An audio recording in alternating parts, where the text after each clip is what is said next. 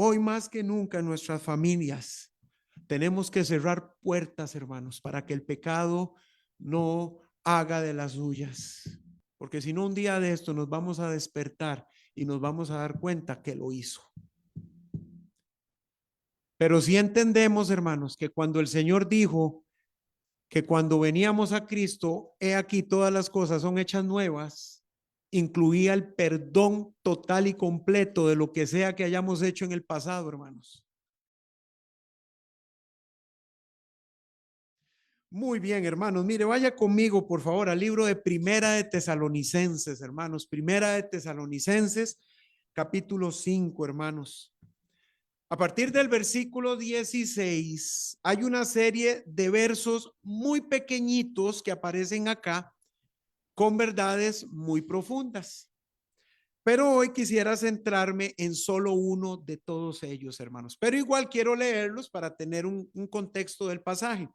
Primera de Tesalonicenses 5, mire lo que dice el versículo 16 hasta el 22, dice la Biblia, estad siempre gozosos, orad sin cesar, dad gracias en todo, porque esta es la voluntad de Dios para con vosotros en Cristo Jesús. No apaguéis al Espíritu, no menospreciéis las profecías, examinadlo todo, retened lo bueno. Y miren el último versículo de este pasaje, versículo 22, absteneos de toda especie de mal. Cada uno de estos pasajes, hermanos, mire, encierra una verdad enorme y da para estudiar cada uno de estos versículos por meses, hermanos. Son verdades muy directas, son órdenes de parte de Dios para el creyente, de cosas en particular que tenemos que reforzar en nuestra vida, hermanos. Por ejemplo, el 16 dice, estad siempre gozosos, hermanos. Y cuando uno ve estas palabras, uno encuentra muchas verdades. Por ejemplo, uno encuentra que aquí ese verbo es un verbo continuo. Esté siempre, en todo momento, bajo cualquier circunstancia. Y dice siempre gozosos. Cosa que muchas veces, hermanos, en nuestra vida, en el día a día, a veces es complicado, hermanos. Hay cosas que por naturaleza no producen gozo, hermanos. Y aquí es donde uno se da cuenta, por ejemplo, que el gozo de un creyente definitivamente no viene de su vida, viene del Señor. Porque hay situaciones, hermanos, que lo sobrepasan a uno. Hay situaciones donde uno, humanamente hablando, uno dice, de esta no salgo. Esto me tiene hundido. Pero viene el Señor, hermanos, quien es el productor de gozo en la vida de los creyentes y nos permite estar siempre gozosos a pesar de. Y cada uno de estos versículos, hermanos, encierran una de esas verdades. Ahora, nos vamos a concentrar, hermanos, en el versículo 22 y en la palabra absteneos que aquí aparece. En el original, hermanos, esta palabra significa literalmente tener lejos de. Significa apartarse, significa evitar. Y al estar en un imperativo que es presente, la idea es una acción continua, habitual de todos los días. Literalmente, este versículo lo que dice es manténgase absteniéndose, siga apartándose. No es una acción aislada en la vida de los creyentes, hermanos. Es una acción continua. Estamos en una lucha, ¿no? Efesios 6 nos enseña esto. Y una de las razones, hermanos, por las que a veces los creyentes fracasamos en esa lucha cristiana es porque nos detenemos de hacer lo que estábamos haciendo, hermanos. Que en muchos casos es muchas veces muy bueno, hermanos, pero por alguna razón nos cansamos, nos detenemos, lo descuidamos.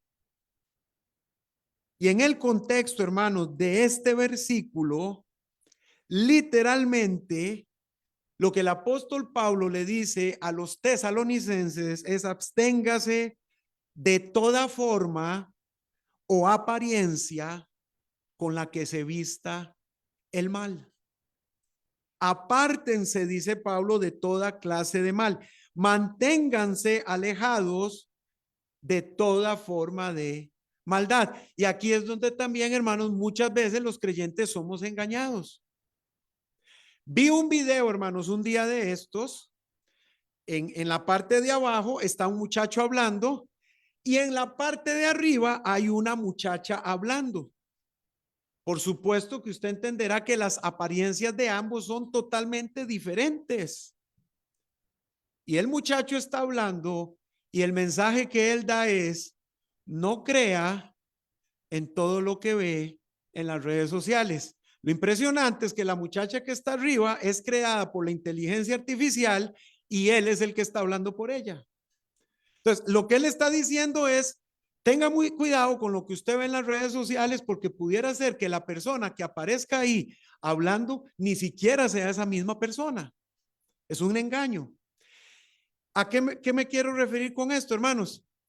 La maldad muchas veces tiene muchas formas, hermanos. Tiene muchos colores. Se aparece de formas, hermanos, que uno ni sospecha. Mis hermanitos, tenga cuidado cuando le aparece esa pastilla milagrosa en el marketplace que quita hasta las arrugas. Usted no sabe lo que se está tomando. Tenga cuidado. Ay, mire el video que me salió. Dice que adelgazo en 22 días, no tengo que moverme del sillón y hasta puedo hartar más. Hermanos, uno no sabe quién puso eso ahí, bajo qué, con qué intenciones, hermanos. Y conforme avanza el tiempo, hermanos, la maldad tiene más capacidad de presentarse a nuestras vidas de diferentes formas, hermanos. Cada día, hermanos, mire, yo siempre lo he dicho: si la gente que anda pensando en todo esto usara su mente para el bien, hasta el cáncer hubieran encontrado la cura ya. Pero, hermanos, Romanos 1 lo dice, hermanos: desviados a toda clase de mal.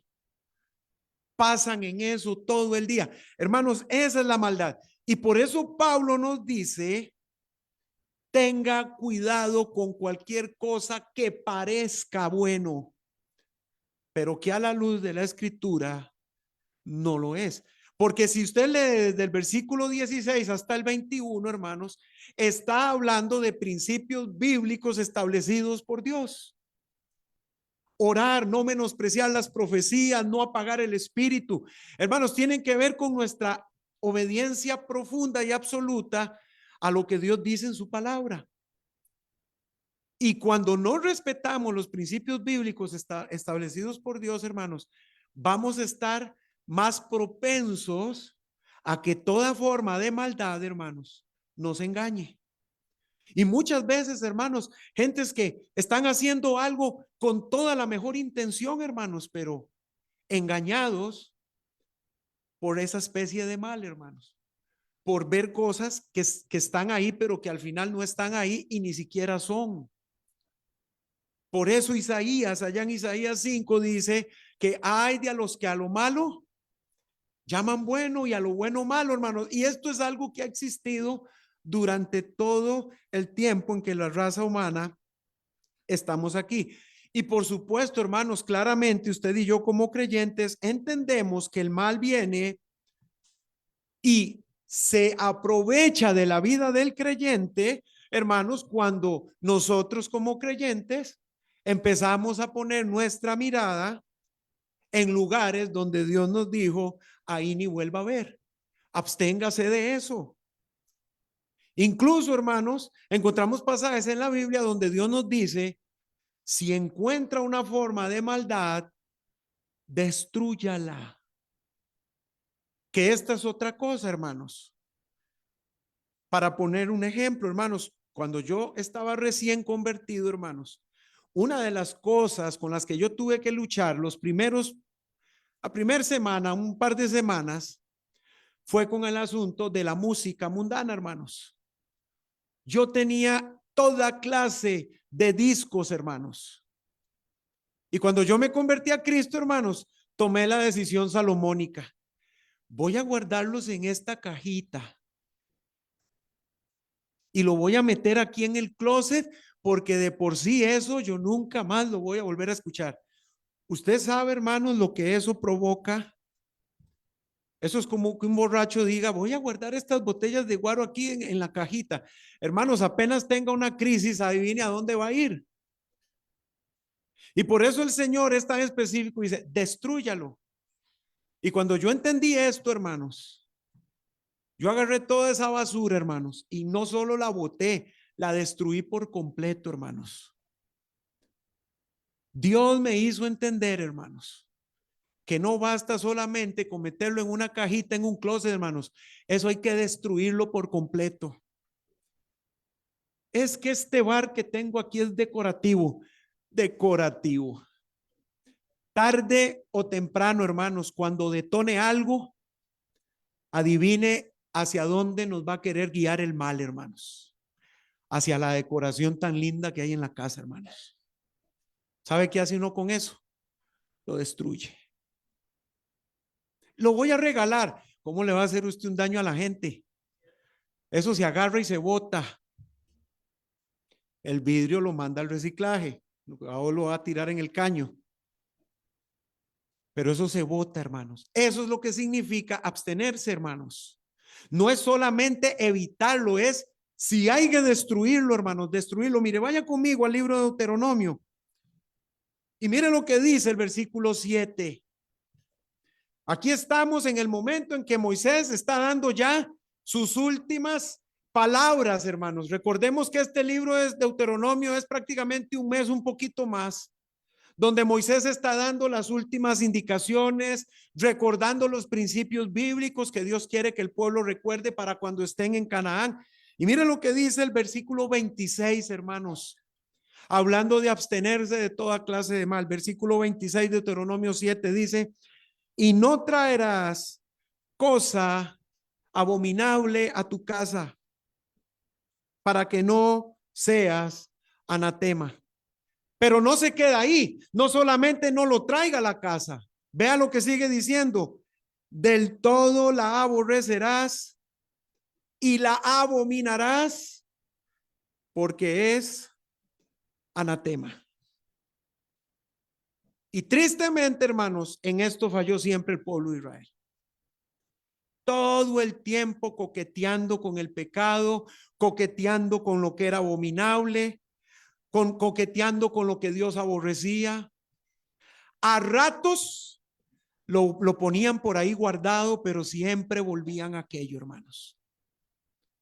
Y qué triste, porque yo estoy seguro que Acán estaba aquí en ese momento cuando Moisés estaba diciendo eso. Y nunca lo entendió. Y para que ustedes y yo veamos, hermanos, lo que toda especie de mal hace en nuestras vidas, Acán lo llevó a su casa, influyó en su familia y por culpa de su mal liderazgo, él y los suyos salieron rascando, hermanos. Esto es lo que pasa, hermanos, cuando no nos abstenemos de toda clase de mal y no lo destruimos, sino que coqueteamos, jugamos con aquello. Lo tenemos guardado por ahí. Hermanos, con el mal no se negocia. Porque usted y yo entendemos que el mal es más astuto que nosotros. Y cuando usted negocia con el mal, siempre termina perdiendo, hermanos. Mire lo que dice el libro de Santiago allá en el versículo 1. Perdón, en el capítulo 1, el versículo 13. Libro de Santiago, capítulo 1, versículo 13. Dice la palabra de Dios. Cuando alguno es tentado, no diga que es tentado de parte de Dios, porque Dios no puede ser tentado por el mal, ni él tienta a nadie. Aquí es donde usted y yo entendemos que Dios no es el productor del mal. Usted lo entiende, ¿verdad? Dios no nos va a pedir que nos abstengamos de algo que él creó para entonces meternos una zancadilla, hermanos. No funciona así. Dice el versículo 14, sino que cada uno es tentado, ¿cómo? Cuando de su propia concupiscencia es atraído y seducido. No hemos destruido toda especie de mal en nuestras vidas. Andamos coqueteando con el pecado. Entonces, ¿qué pasa? El pecado siempre es de esas cosas, hermanos, que va a estar ahí molestando y molestando y molestando. Si uno tiene algo, hermanos, que le provoca caer en la tentación, pues como creyente solo hay un camino, hermanos. Hay que deshacerse de eso y listo. Muchas de las luchas que tiene un creyente, hermanos, es porque en lo profundo de su corazón no quiere dejar del todo aquello. Y por eso cuando es seducido, cuando es atraído de su propia concupiscencia, tiene materia prima a donde recurrir para caer en el mal, hermanos. Ahora sigue diciendo, versículo 15, entonces la concupiscencia, después que ha concebido, da a luz el pecado, y el pecado, siendo consumado, da a luz la muerte. Y esto es una cuestión cíclica en la vida de los creyentes cuando no entendemos lo que significa mantenernos alejados de toda especie de mal, hermanos. Abstenernos. Ahora, usted recuerda, hermanos, la famosísima historia del rey David. Allá en segunda de Samuel capítulo 11, hermanos, no vamos a leer todo el pasaje, solamente vamos a leer algunos versículos. Vamos rápidamente, tampoco quiero ahondar mucho en esto, porque ya esto es algo que ustedes saben, pero sí quiero llegar a un punto. Mire lo que dice segunda de Samuel 11, el versículo 1. Dice aquí la palabra de Dios, aconteció al año siguiente, en el tiempo que salen los reyes a la guerra, que David envió a Joab y con él a sus siervos y a todo Israel y destruyeron a los amonitas y sitiaron a Rabá, pero David se quedó en Jerusalén. Y sucedió un día al caer la tarde que se levantó David de su lecho y se paseaba sobre el terrado de la casa real y vio desde el terrado una mujer que se estaba bañando, la cual era muy hermosa. Envió David a preguntar por aquella mujer y le dijeron, aquella es Betsabé, hija de Eliam, mujer de Urías Eteo. Y envió David mensajeros y la tomó y vino a él y él durmió con ella. Luego ella se purificó de su inmundicia y se volvió a su casa. Versículo 26. Oyendo la mujer de Urías que su marido Urías era muerto, hizo duelo por su marido y pasado el luto, envió David y la trajo a su casa y fue ella su mujer y le dio a luz un hijo. Y mire lo que dice acá, mas esto que David había hecho fue desagradable ante los ojos de Jehová. Y mucha gente dice, no, es que el pecado de David fue haberse quedado en Jerusalén. Hermanos, eso es como decir, que el equipo de sonido que usted tiene en la casa es el diablo. No, el diablo es el que pone las cochinadas ahí. ¿Verdad? El mismo creyente que todavía no ha entendido lo que tiene, para qué son las cosas que Dios le ha dado. Las cosas por sí solas no son ni buenas ni malas, hermanos. Se convierten en buenas y malas dependiendo de lo que usted y yo las usemos. En realidad el problema de David no fue haberse quedado en Jerusalén, hermanos. Tenía que ir, tenía que quedarse. Bueno, en realidad el problema de David, hermanos, es que David en Jerusalén se puso a coquetear con el pecado, hermanos. Se le olvidó abstenerse de toda clase de mal. Se le olvidó, hermanos, probablemente, que lo más importante en su vida era su relación con Dios. Y usted y yo entendemos que para caer en esto hay que descuidar por completo nuestra relación con Dios. Si David tenía o no tenía problemas en esta área, bueno, ya él lo sabrá. La cosa es que se quedó diciendo, de esto yo me aprovecho, esta oportunidad no se me va. Y David, hermano, se había cuidado mucho en su vida durante mucho tiempo, pero se le olvidó que había una lucha espiritual propia donde había que abstenerse de toda clase de mal. Y ustedes y yo sabemos, hermanos, cómo fue la vida del rey David después de esto. Este pecado, hermanos, marcó la vida de David. Aquí hay un antes y un después.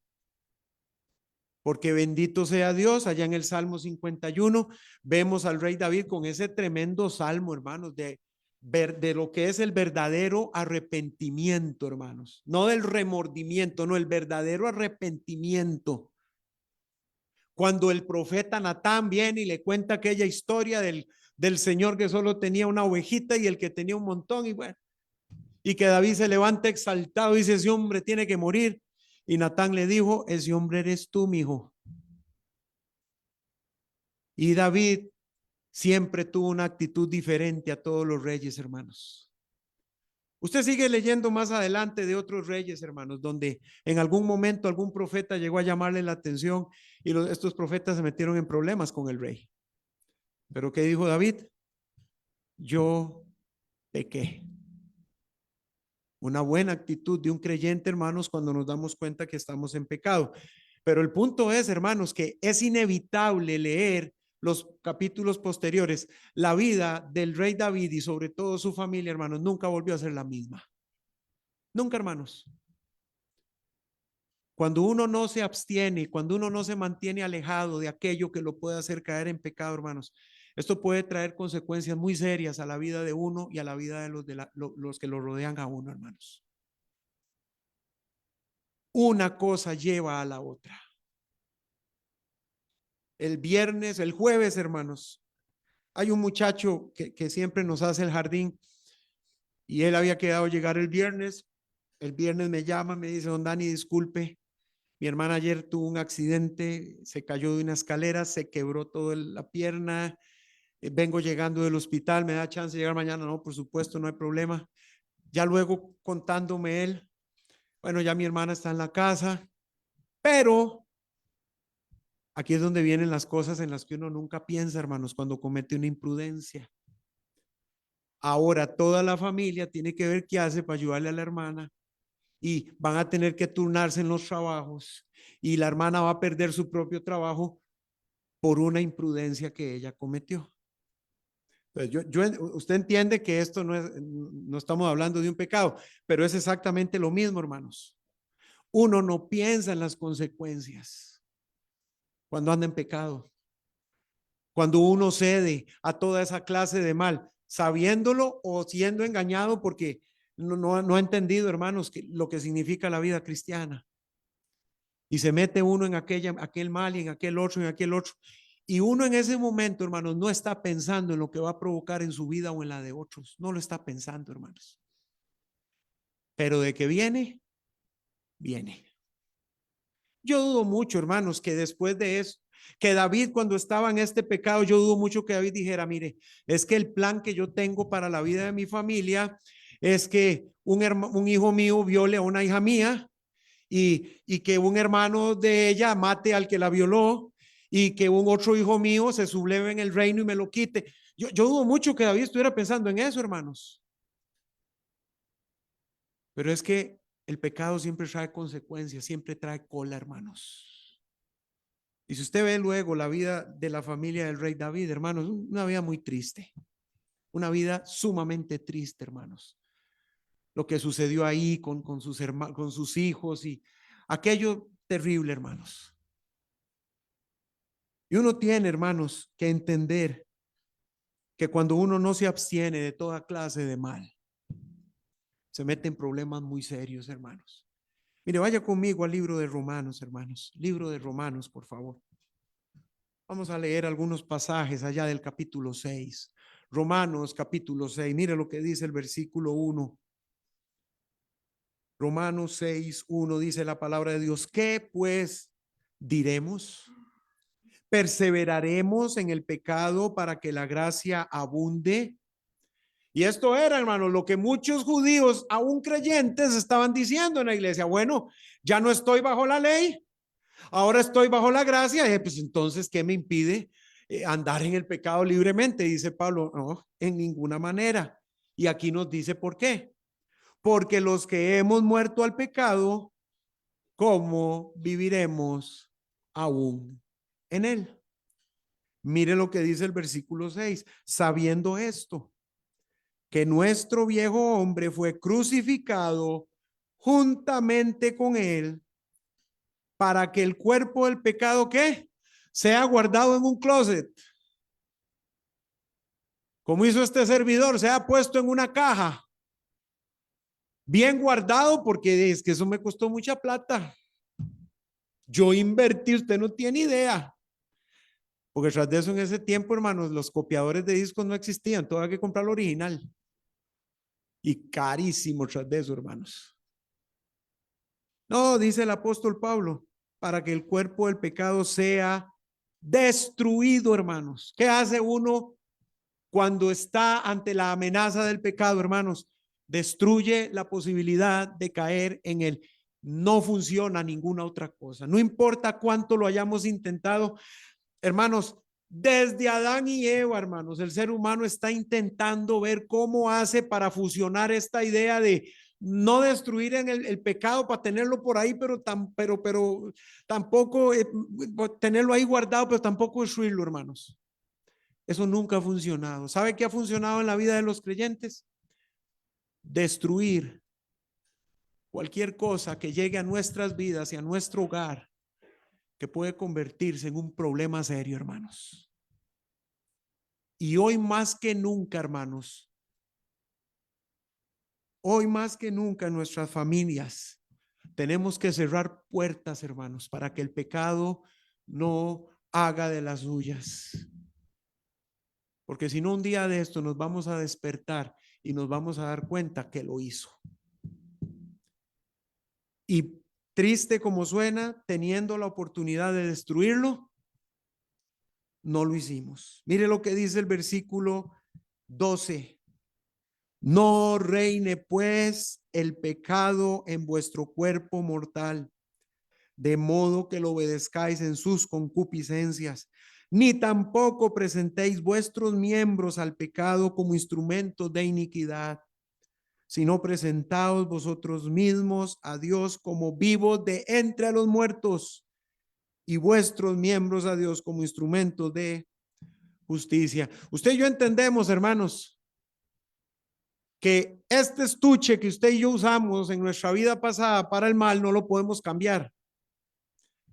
Sería muy agradable que cuando el Señor aquí en la tierra nos salvó, nos hubiera dado otro estuche, que no estuviera tan maltratado. Pero sí entendemos, hermanos, que cuando el Señor dijo que cuando veníamos a Cristo, he aquí todas las cosas son hechas nuevas, incluía el perdón total y completo de lo que sea que hayamos hecho en el pasado, hermanos. Y que Dios en su inmensa misericordia, esto mismo nos permite usarlo ahora para el bien. Y vendrá el diablo con sus majaderías de que usted no se acuerda cuando usted andaba en esto, sí, andaba en eso, pero ya no más. Y ahora esto que tengo, feo, bonito, grande, pequeño, gordo, flaco, esto lo uso para la honra y la gloria de Dios. Estos mismos miembros que antes se usaban para andar en el pecado, ahora se usan para andar en la justicia de Dios. Y esto se logra, hermanos, solamente absteniéndose de toda clase de mal. Mira lo que dice el versículo 19. Hablo como humano por vuestra humana debilidad, que así como para iniquidad presentasteis vuestros miembros, lo que les estoy diciendo, para servir a la inmundicia y a la iniquidad, así ahora para santificación, búsquese en miembros nuevos para servir a la justicia. Y el diablo, hermanos, quiere engañar a mucho creyente con esto. Un creyente, hermanos, que ha sido lavado en la sangre de Cristo no debería avergonzarse de lo que ahora es en Cristo. No debería. Debimos habernos avergonzado antes de llegar a Cristo, hermanos. Y yo sé que usted y yo antes de llegar a Cristo vivíamos con mucha vergüenza. Al menos yo sí. Pero cuando yo llegué a Cristo, hermanos, por la gracia de Dios, Dios me enseñó que esto mismo lo podía usar para honrar y glorificar su nombre. Pues hay que hacerle, hermanos. Y por eso dice Pablo, así ahora para santificación presentad vuestros miembros para servir a la justicia. Porque cuando erais esclavos del pecado, erais libres acerca de la justicia. Pero ¿qué fruto teníais de aquellas cosas de las cuales ahora os avergonzáis? Porque el fin de ellas es muerte.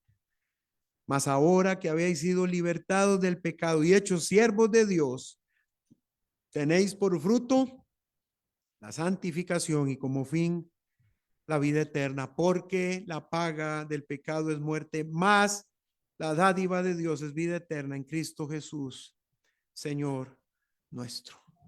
Y si el Señor ya nos ha salvado, si nos ha perdonado y si nos ha lavado, hermanos, nada, absolutamente nada, hermanos, estamos ustedes y yo haciendo, coqueteando con el pecado, hermanos. No se nos olvide, hermanos, el mal viene de todas formas. Tenemos la errónea idea, hermanos, de que el mal viene a través de un tipo cachudo con una cola y un tridente y rojo, rojo.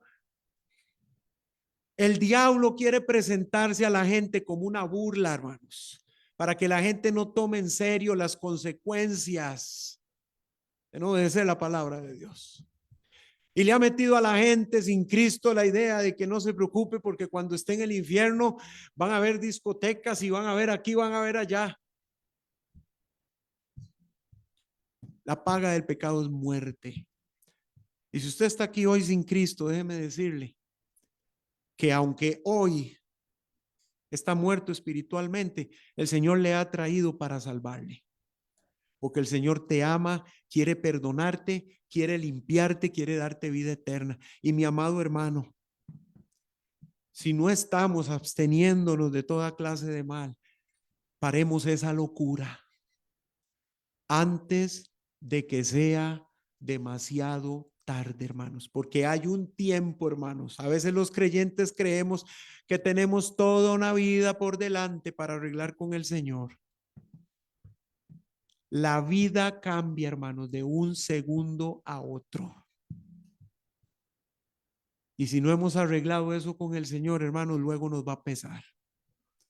Primera de Tesalonicenses 5:22 dice, absteneos de toda especie de mal. Mantengámonos alejados y lo que haya que destruir en nuestras vidas, hermanos, destruyámoslo. No le demos chance a nuestra carne a que se aproveche de esas cosas que tenemos guardadas en un armario, porque las vamos a volver a usar tarde o temprano, hermanos. Vamos a orar, hermanos. Papito, gracias te damos por tu palabra, Señor. Una vez más, porque tu Espíritu Santo habla a nuestros corazones, nos convence, Señor. Yo te quiero suplicar, Señor, si aquí hay personas que todavía no conocen a tu amado Hijo Jesucristo, oh Señor, dale la oportunidad, que ellos entiendan, Señor, que te necesitan, que tengan el deseo en su corazón de hoy mismo pasar de muerte a vida, de las tinieblas a tu luz admirable. Señor, haz tu obra, Señor, y que tus hijos que estamos acá, Señor, permitamos a tu Espíritu Santo terminar la obra que ha comenzado hoy en cada uno de nuestros corazones para honra y gloria de tu nombre, Señor. Así como usted está con sus ojos cerrados, su cabeza inclinada, permítame preguntarle, ¿tiene usted a Cristo Jesús en su corazón? Porque si usted no tiene a Cristo Jesús, déjeme decirle que usted le necesita y déjeme decirle que a usted el mal le está destruyendo su vida. Pero para eso vino Cristo, para librarte, para salvarte, para perdonarte, para darte vida eterna. Y usted está aquí hoy y usted dice, yo necesito a Cristo. ¿Le gustaría a usted recibir a Cristo? Le invito, levante su mano. Alguien con la palabra de Dios le va a mostrar cómo puede usted tener salvación y vida eterna. ¿Le gustaría a usted recibir a Cristo? Levante su mano. ¿Hay alguno? ¿Hay alguna? No se vaya como vino. No vale la pena, no va a obtener nada bueno. Cristo quiere darte la vida eterna que tanto necesitas. Una última vez, ¿hay alguien que necesite a Cristo? Levante su mano. Muy bien, voy con la iglesia, hermanos.